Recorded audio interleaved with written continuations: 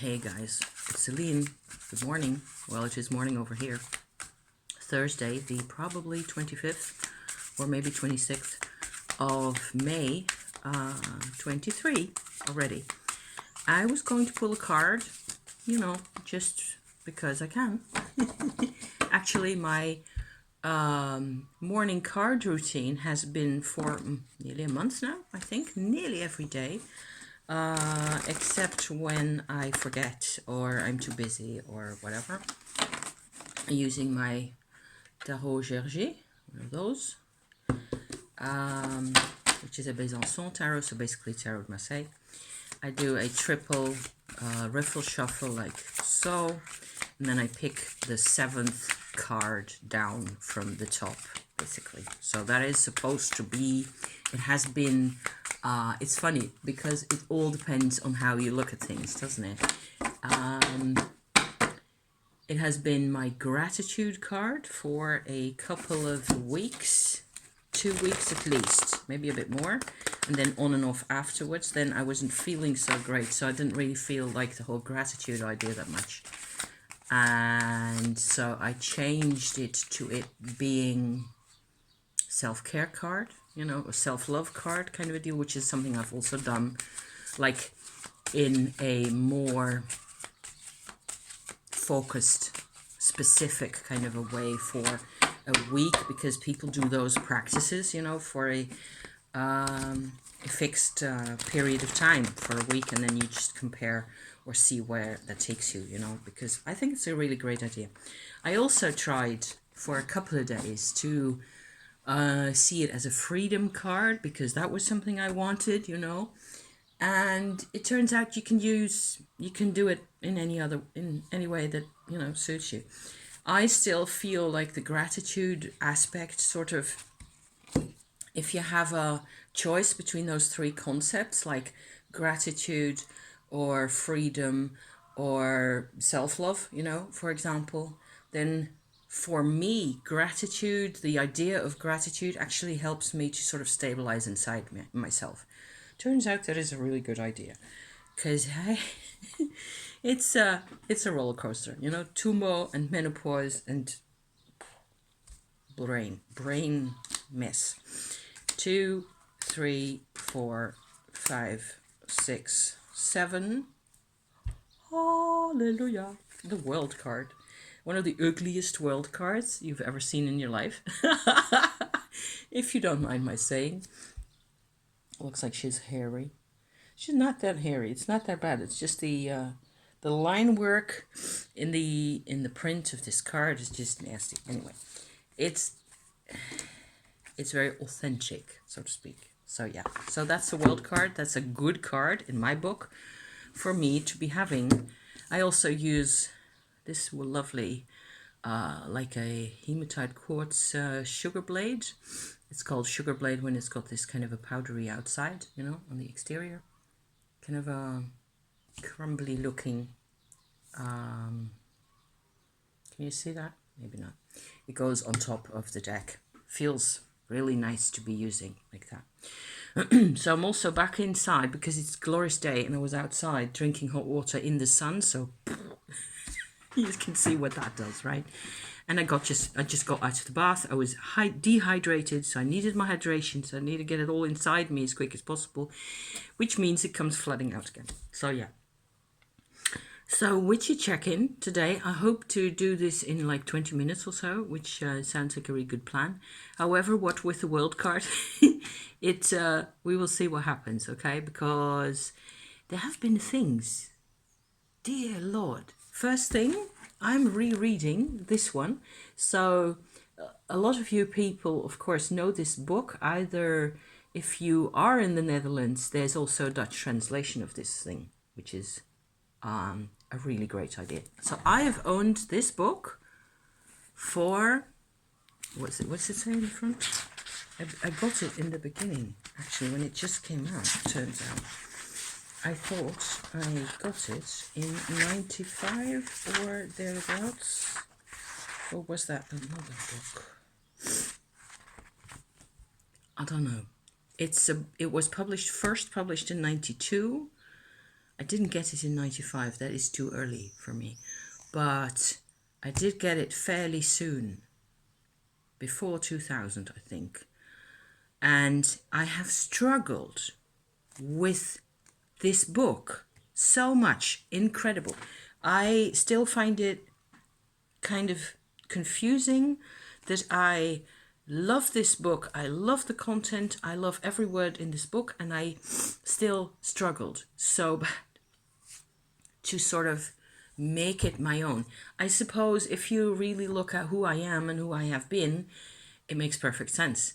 Because this is, even though it is a really gentle self-care kind of a, compassionate is the right word, I think, presentation of this kind of information, I will show you the author again so you can look that up if you need to. I still felt like I missed out on nearly everything. I could understand every word, but I missed out on a lot of the experience that you're supposed to be having, or that's supposed to be a part of your life somehow. And by now, all that has changed. Thanks to the Tumo, most of all. Thanks to my Tumo practice, my Kundalini Yoga practice, this has all become like I'm connected now. I'm connected to the framework, to the network of life. And I think it is marvelous for me, even just, as a check-in point of view here, I can just tell you, I have not said it often enough, I think, for myself, how much of a black hole it was to exist in the past. I mean, last week I did this massive kind of a video about gaslighting experiences and narcissism and all that. That is where I come from. If you haven't, seen that video or even watched just parts of it or anything, if you've just watched 5 minutes of that, you will be able to, know where it is that I come from. And to change that is just miraculous, and just, I still have to sit and goggle, basically. Like, how is this even remotely possible that you just regrow yourself out of that kind of a state? So it is possible, apparently. It also means taking risks, taking chances, having a lot of trust in certain parts of the universe, I suppose. It was never really all that difficult for me to trust, except I was still also very passive in trusting, because that's what happens when you're, surrounded by people who can't be trusted, basically. So, yeah. So, what that looks like when I read this now, it's that I hang on every word and I keep, underlining things. And I used to do that sometimes. And there were things that I used to get, like, intellectually 20 years ago already. It wasn't like I didn't understand what it said on the page, but the whole relevance to having to sort of take accountability for your own emotional states, of course, that's a never-ending story, really. So I really enjoy rereading this. I'm quite a ways in by now. I'm actually managing to stick with it. And even though there is parts in here that I feel are kind of, it's kind of 90s. And of course, she wrote this in the late 70s and 80s of the past century. So it seems to me like some of this is kind of based more in a mental state of a lot of people, of a lot of women of the previous century, people like myself in one way or another, who didn't have access to the internet or social media, who didn't have as much. A couple of generations, of people have grown up since this book came out, and a lot of things have changed in society over those years, and even recently, only more so. What with the pandemic and all that, and I'm not even sure Clarissa Pinkola Estes is still alive. I'm not sure. Last time I checked, she was still alive, but that is like a couple of years ago, so I'd have to look it up. Um, still equally relevant as in the 90s. This book, completely relevant also for younger people, very much so, I think. Only maybe nowadays we tend to believe, that is certainly a theme here, that we are more free, that we can afford to express ourselves more freely, that we can have our emotions and have our self-care and all those kinds of ideas that we didn't used to have that much in the 90s, or at least not as publicly. But and of course, some of the oppression in some areas in the world, I suppose, certainly has lifted. And there can also be some kind of incomprehension between the generations, where people who are 20 years old nowadays will have a hard time really understanding what it was like before they were born. So for their mothers and grandmothers. And a lot of that still, and that is one signal, one little red flag that I tend to always kind of try to be aware of, is that when when you go, back in time, people often just don't bother explaining enough, don't feel. Women certainly of a certain age, my age, slightly younger, slightly older than me, will often feel, oh, it's in the past, don't bother about this, never mind. It's just bad memories occasionally, and that's it. And they will just not express with words enough, I think. We should still speak up. We should still use our words as much as possible, make the effort to communicate, because people want to hear. Nowadays, it is much easier. It's one of the big differences. But we were trained. I certainly was trained, and my mother and my grandmothers before me, even, more severely, I should say. We were all trained to basically, never mind, to be silent, to I was never much of a silent type myself, which is why I do these talkies over here, on my channel. But it's been a struggle, and it's been it's been really difficult. And in the old days, it used to be that people really couldn't listen to you. They couldn't even interpret what it was that you were saying. You only managed to communicate what was really bothering you with somebody who was really close to you in experience. So somebody who already, for whom a few words would suffice, so, to express, oh, it's this, that, or the other thing. And then, you would be able to relate to each other.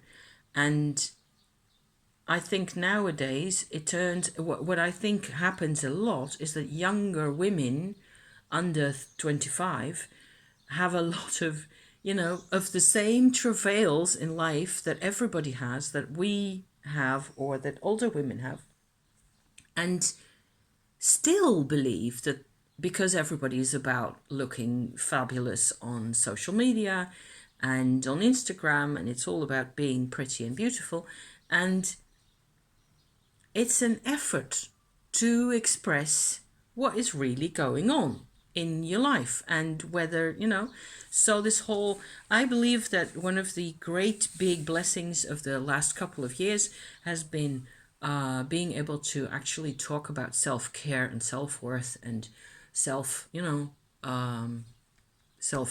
much more, and to also accept to express one's own acceptance of, okay, so I'm not doing so great at the moment, but it's okay. You know, I am dealing, and you do not have to make me be okay. That used to be the MO in society up to the 2000s, 2010s. Always, you know, it was always like you were either supposed to be letting yourself be fixed mental health wise or emotional health wise or whatever, or you were supposed to be able to explain it really well, which is what I tend to try to do always, you know, or you were just supposed to, most people gave up, you know, and so yeah, so long ramble here. And this is one book that I think broke through the silence and through the silent speak, which is a term that I actually inherited from both my mum and my mum-in-law, to say, you know, the word silent speak is actually the nonverbal language of expectations and entitlement and role playing and passivity and all that kind of stuff, and gaslighting and all the rest of it. So yeah, so silent speak is the things that get communicated that you do not even want to consider expressing in words, that are too tough to put into words often.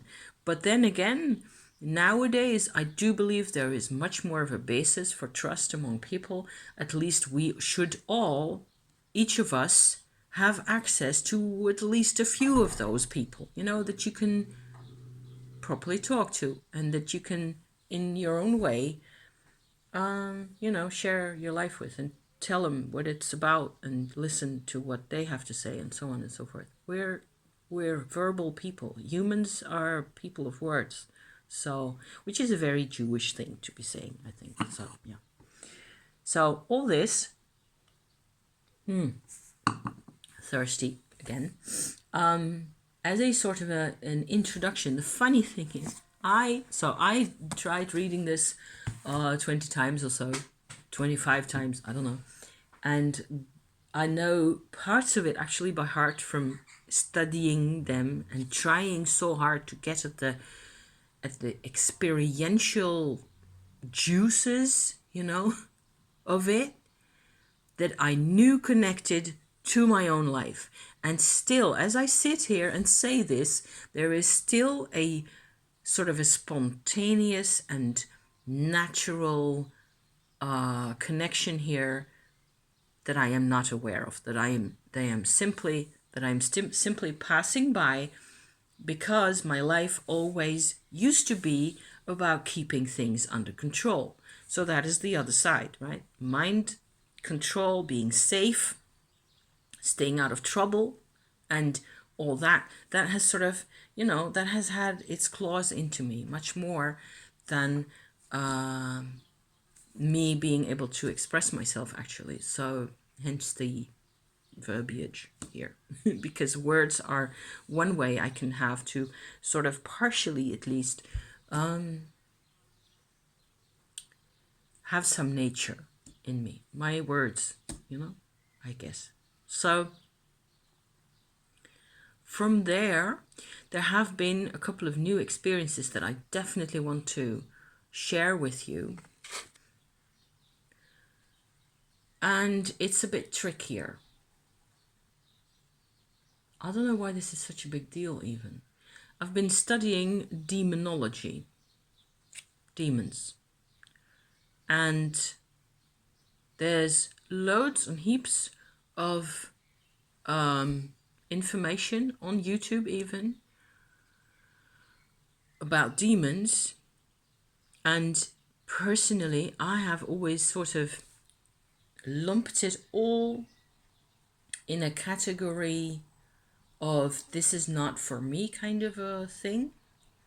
Hang on a second, I'm going to put on a shirt because it's cooling down a bit.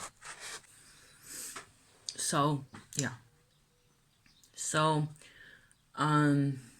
for some reason, apparently, I was sort of in a state of mind, basically last week, where some of the things I was listening to suddenly really connected. And there's one channel that I will link in the description to this video, of somebody who is very knowledgeable in these matters.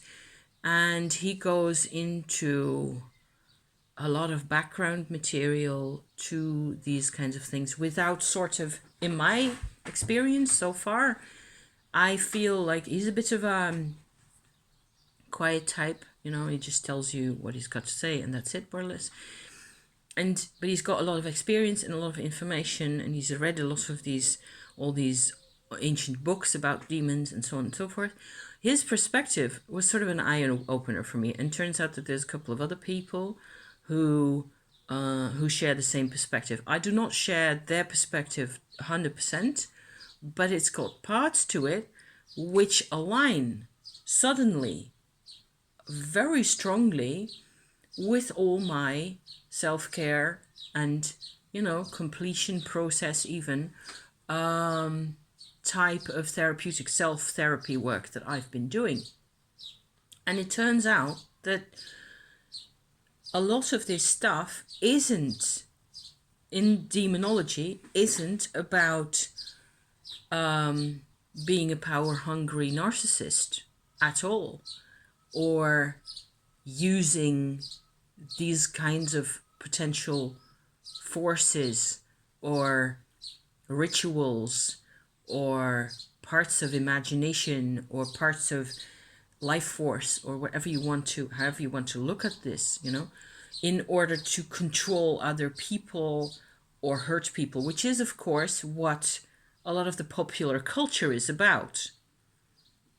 And a lot of the popular culture, certainly on the darker so-called left-hand path sides of the witchy community, okay, really is, how would you put that? I feel very strongly often that people are surrounding themselves with objects and behaviors, and of course I do too. I mean, I burn incense, I have all this witchy stuff on my table, I have my decks.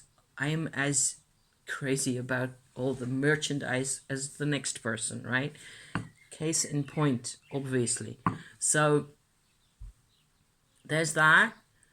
To some extent, having the theatrics, if you like, the show of all this kit, it serves a purpose, and it helps you keep track of who you are. You don't need it. You don't really need, if I lived in a village in the North Italian mountains somewhere, I wouldn't need any of this. I would have a mother statue sitting in my house and a candle and one tarot deck, and that'll be it, you know, because the mountains, the trees, the running water, the clean air and the clean earth around me would supply me with the freedom, which is why I like to go to places like that on holiday with my husband, right? However, where I live here in the Netherlands, I live also in a small village, but I'm surrounded by cornfields, and okay, I still have lots of trees here, which is yay awesome. And I bless my trees and I salute my trees every day.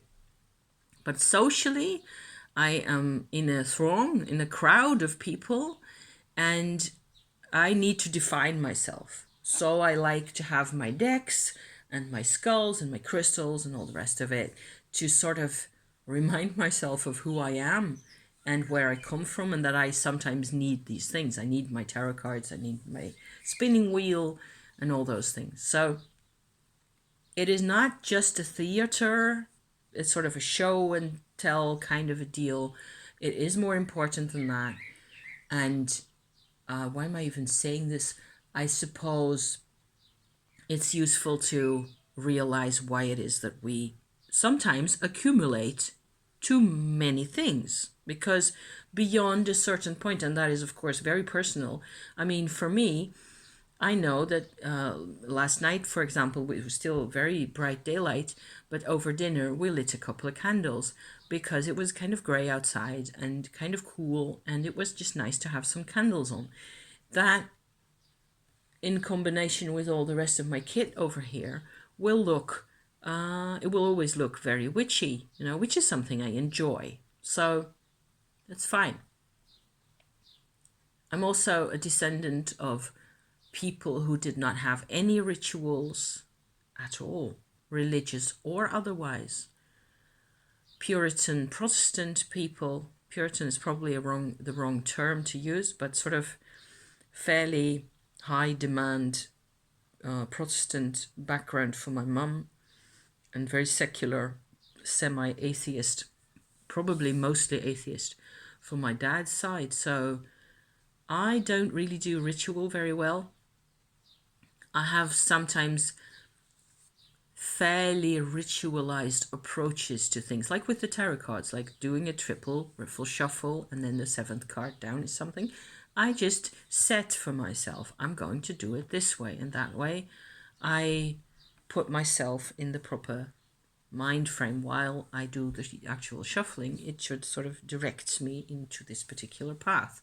So ritual certainly works. I know it works. I know I could do more with it. I've never been a rituals type person in whatever way. So, which means that a lot of my life is very chaotic and very unstructured, which is something I don't necessarily like that much. So, the whole ritual dimension to demonology, because that's what I was talking about, the study of demons, okay? The whole ritual side to that is not something that comes naturally to me. And I also felt like, I tend to be wary of those kinds of things because popular culture, because who knows what you're going to invite into your house. And I've had to deal enough with, bad things and so on and so forth. So it turns out that from the content I've been watching and reading nowadays, that there's actually much more of a side to nowadays, okay, in the 2020s, there is much more of a side to this kind of craft, if you like, where somehow what you try to connect to, the forces that you try to connect to, that are called demons, okay, dark spirits, actually represent parts of our unconscious or our it connects closest. I think the easiest way for me to explain it is that it connects to really sensitive parts of one's inner emotional self. And that can mean, for example, what I've talked about a lot of times on my channel already, the black moon positions in one's astrological birth chart.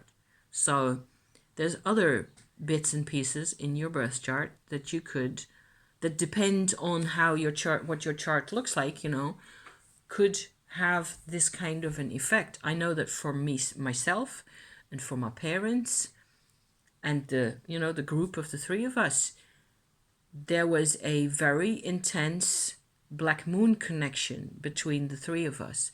We all have a very strong black moon kind of a expression. My parents more than me, actually.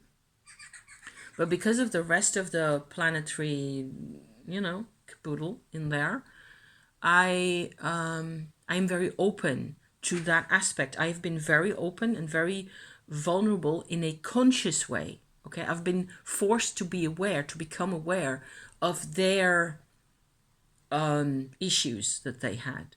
It turns out that, coming back to my demonology, okay, that there are figures in the lore of demonology that I can use, that I can connect to, and there's hundreds that don't mean anything to me.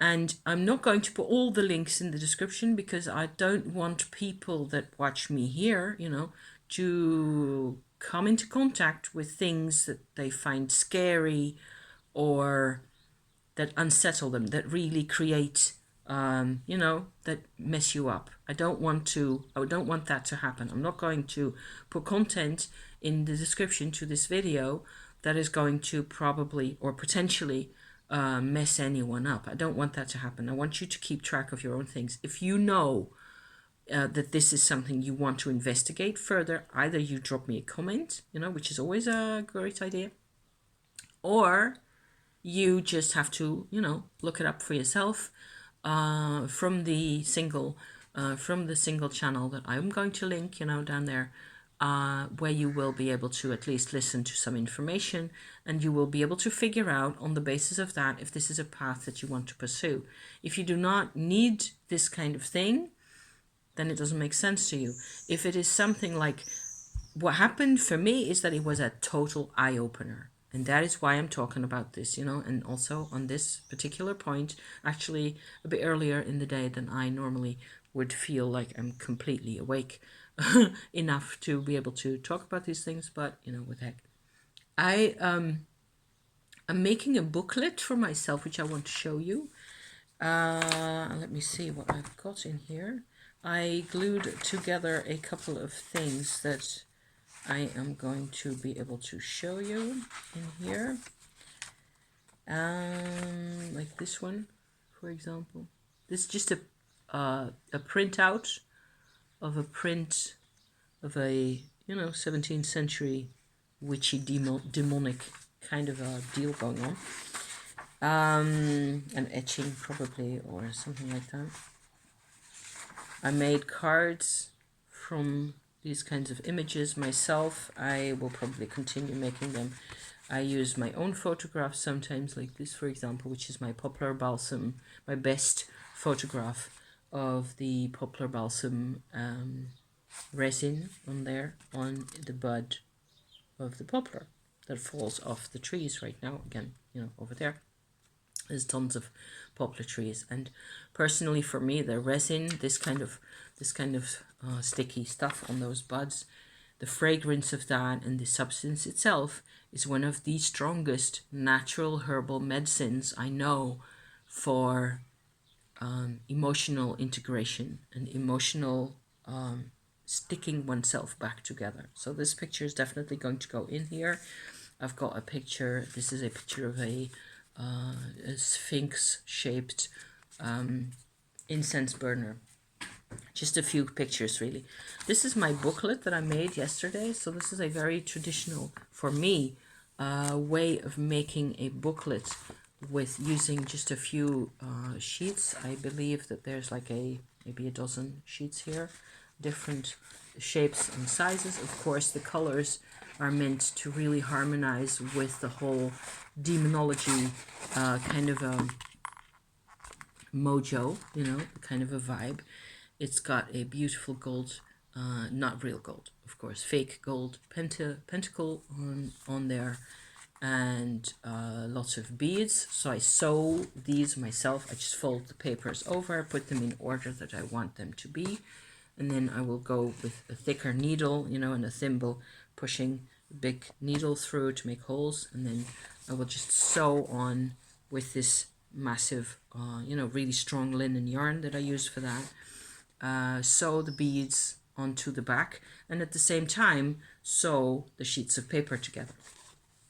So it's got this ribbon along the outside here that has, it's just from a shop somewhere, but it's just a gorgeous combination of colors, I feel, with the peacock eye feathers like that.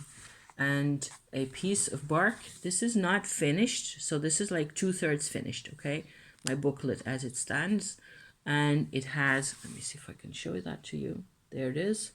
A piece of bark that I polished and painted with the sigil of, so far, my favorite, you know, spirit that I have been communing with to amazing effect myself, who is Belial. That's my pronunciation. If you look up Belial, you will find that he's this is a name out of a set text of the demonology database, basically. And for each of these, I was stunned and surprised over the past year already. I was on and off, in between other things, sometimes, browsing through these kinds of intel before. And then each time I noticed that in most of these demonology descriptions in these grimoires and books of the past, what is said is that you have to do this whole spiel of creating this huge ritual where you control the demon as you invoke them and so on and so forth, which is, what the whole popular culture is always showing.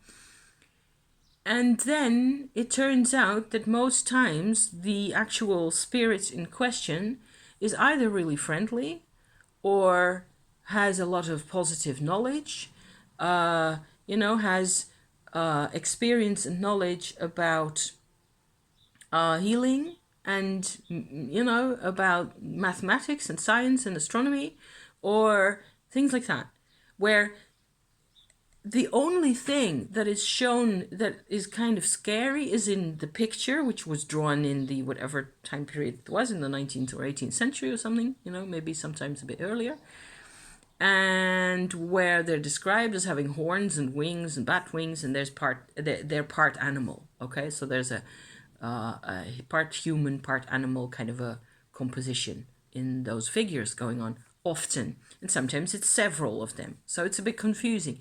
But each time you read the description, and it's all on Wikipedia, this whole stuff even. So if you look up Belial on Wikipedia, you're also going to find the same things that I found.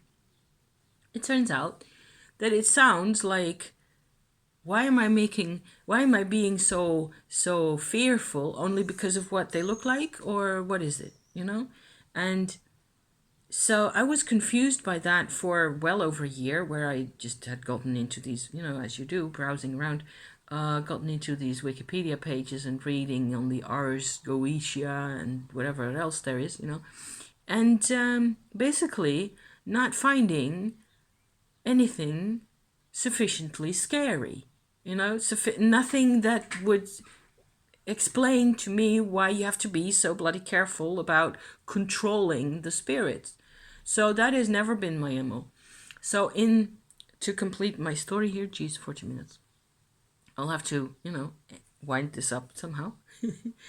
In January, February, I got back into, because of some other people, talking about this kind of stuff, I got into astral working myself again, which was a huge joy, because I just felt capable of connecting with sort of higher levels of consciousness that I was able to connect with. So, like working with white light and angels, and Archangel Raphael, for example, was somebody at the time who really supported me and helped me, get a couple of things in a clearer perspective. So it turns out now for myself, and I could do a whole more in-depth video comparing the two types of work, and maybe that would be nice to do at some point, maybe in the future, I don't know.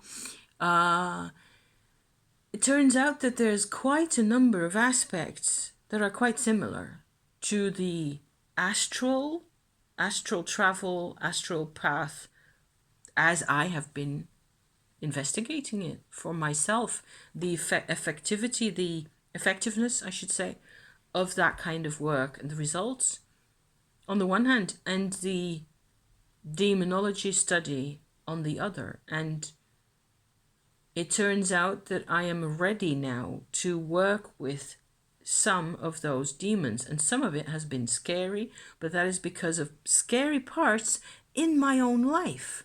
Those parts were there, and all I am doing is connecting an entity, a name, a person, to the type of scariness that was already there, that I've had to deal with, that has been super painful and confusing and distressing and depressing for most of my life, I am learning to deal with the toughest part of my own life, as was thanks to these few guys. And some of it has to do with family karma as well. And now that I'm talking about this, I feel a bit more comfortable also, because some of it is bloody sensitive and bloody scary. But it's also, I've noticed that as I was sort of opening myself up to these vibrations, it turns out that I am connecting to other people again in ways where I suddenly see aspects of them in myself as well. And I don't believe I am different anymore, which is a big, huge, big deal. So I did a tarot spread, of course, duh, a couple of days ago in a coffee house somewhere, where I was actually quite glad that I brought my deck and I did a thing with that. And it was just this basic spooky spread, kind of a little cardboard thing. I can show that to you because it's in my phone. And it looks like this now. It's just a little printout from the internet with, that's upside down, sorry, like that. And actually, when I came home, I actually decided to stick this transparent sticky paper over the outside of this card because I'm constantly using this spread. So it has 7 card positions. If you just type in spooky card spread, spooky tarot spread, you will find things like the hundreds of these. But this actually sits in my phone. So wherever I am in the world, if I've got a deck with me, I can just apply this spread to whatever's going on in my brain at the moment. So I applied that thing to the demonology sort of a connection that was happening that was I was completely surprised at how incredibly supportive this Belial figure is. The most supportive, 100% non-human and understanding and wide, like an earth spirit. It's a night spirit of the earth for me, and he's awesome. And I can't imagine having another day of my life without him. It's not like I'm talking to him the whole time as I talk to you now. It's just part of, sometimes it just comes up and I just deal with whatever, that we have to deal with. And he makes me relax and he makes me accept things that are, it's wonderful. I would never have expected this to work out like this, but it turns out I'm sort of making myself accept things through visualizing and through these connections. So I've got a handful of sort of these kinds of spirit figures by now that are sort of invisibly in my outer, space, where I can get at them if I need them. And I give to them sometimes something that I feel that is needed. I try to have a sort of a two-way communication that is fair and open, and I try to listen to what they have to say. There's no pressure, there's no power, they don't want anything from me necessarily. They like that apparently they seem to like that I try to understand them, and I see them as very different. They're non-human in that sense, is that they're life forces. So I'm dealing with Tumo and the Shakti, the Tumo is one huge, massive life force festival and circus the whole time, and it tends to get quite crazy. This is so helpful. So I'm finding my religion, which is something I would never have expected. So, yeah. So this booklet is going to contain descriptions, and a couple of little drawings and whatever else I feel applies. Belial is going to get a nice, page and a half at least in this. And there's a few others that I am going to work with, or that I'm already connected. I'm putting in this what it means to me, and sort of to have also a place to record what I have seen or what I felt, what happened to me, and so on. And so, yeah. So thank you for watching, because 3/4 of an hour. Wow. So thank you.